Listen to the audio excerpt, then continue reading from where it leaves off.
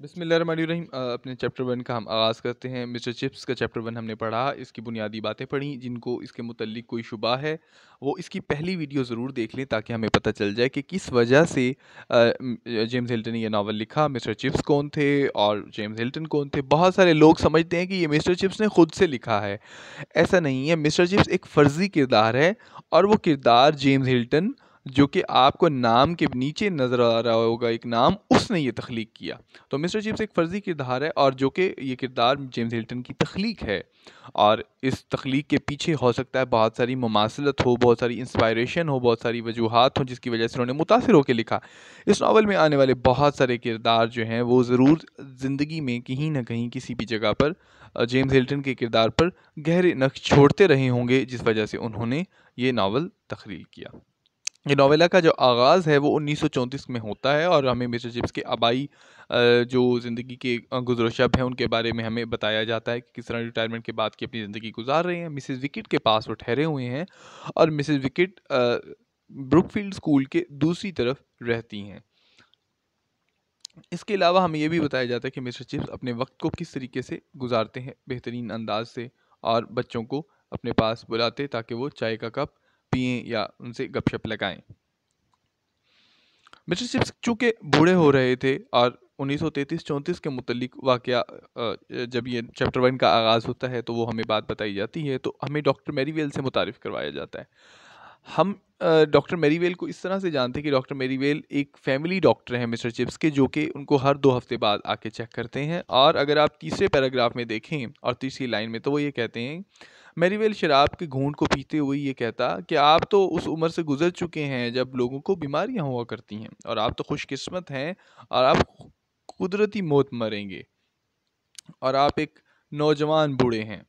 इसके अलावा साथ ही साथ वो अपनी फ़िक्रमंदी का इज़हारा करते हुए मिसेस विकेट को ये भी बता देते कि इनको अगर सबसे बड़ी कोई बीमारी है तो वो बुढ़ापा है। बुढ़ापे से बढ़कर कोई और बड़ी बीमारी नहीं होती। Anno domini, anno domini by Jove, anno domini by Jove से मुराद बुढ़ापा। वल्लाह, खुदा की कसम, बहुत मुश्किल वक्त है। मिस्टर चिप्स की हमें पैदाइश के मुतालिक बताया जा रहा है कि मिस्टर चिप्स कब पैदा हुए। मिस्टर चिप्स की पैदाइश 1848 में हुई। जब बरतानिया में लगने वाली नुमाइश 1850 में हुई तो उस वक्त मिस्टर चिप्स सिर्फ नन्हे कदम उठाकर चलने वाले थे। हमें मिस्टर चिप्स के वालिदैन के मुतालिक कोई आगाही नहीं दी जाती कि मिस्टर चिप्स कहाँ पैदा हुए, किस जगह में रहे, कहाँ तालीम हासिल की, उनके वालिदैन क्या करते थे। हमें सारी की सारी बातें मिस्टर चिप्स के मुतालिक ही बताई जाती हैं।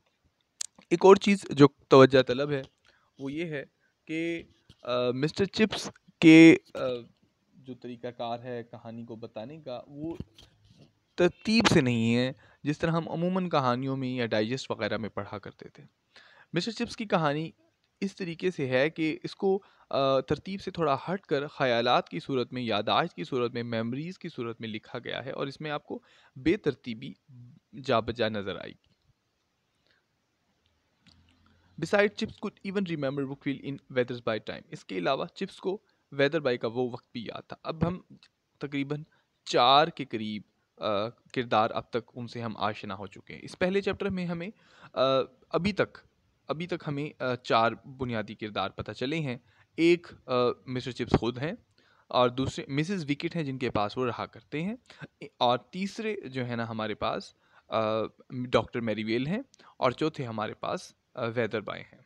वेदर बाय ब्रुकफील्ड स्कूल के हेड मास्टर थे, जो जब 1870 में मिस्टर चिप्स ने ज्वाइन किया ब्रुकफील्ड स्कूल, तो उस वक्त वो हेड मास्टर थे, और 2 साल बाद उनकी वफ़ात हो गई। इस तरह किरदार जितने भी इसमें आए, अहम किरदार, उनके मुतालिक आपको आगाही होना ज़रूरी है कि who was doctor Marywell, who was mister Chips, who was missus Wicket, और हु वाज वेदर बाय। तो वेदर बाय उस वक्त इसको ये वाक़या इसलिए याद था कि उस वक्त फ्रैंको प्रूशियन वॉर से मुराद फ्रांस और जर्मनी के माबैन जंग जारी थी, और जो कि जंग 1872 में जाके ख़त्म हुई। और चिप्स ब्रुकफील्ड ज्वाइन करने से पहले मेलबरी स्कूल में रहा, लेकिन उसको वो पसंद नहीं करता था क्योंकि उसका डिसिप्लिन अच्छा नहीं था वहाँ पर, और उसको काफ़ी वहाँ पर जो है ना वो खस्ता हाल रखा गया।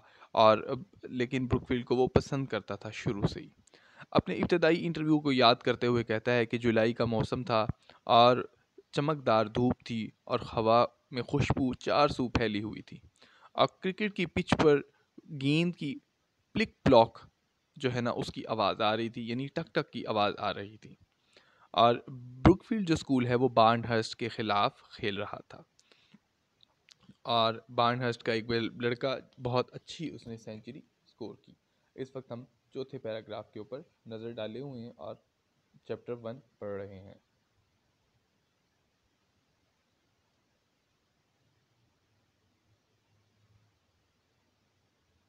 आपको यहाँ पे ब्रुकफील्ड की स्कूल की नज़र भी आ रही होगी इमारत।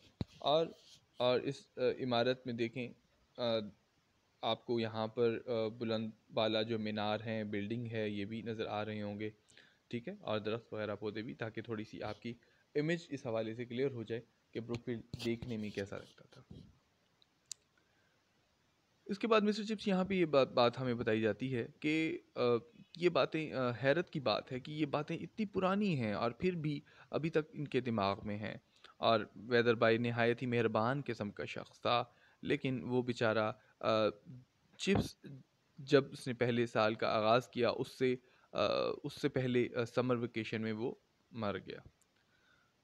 लेकिन एक दूसरे से उन्होंने गुफ्तगू की और बात भी की।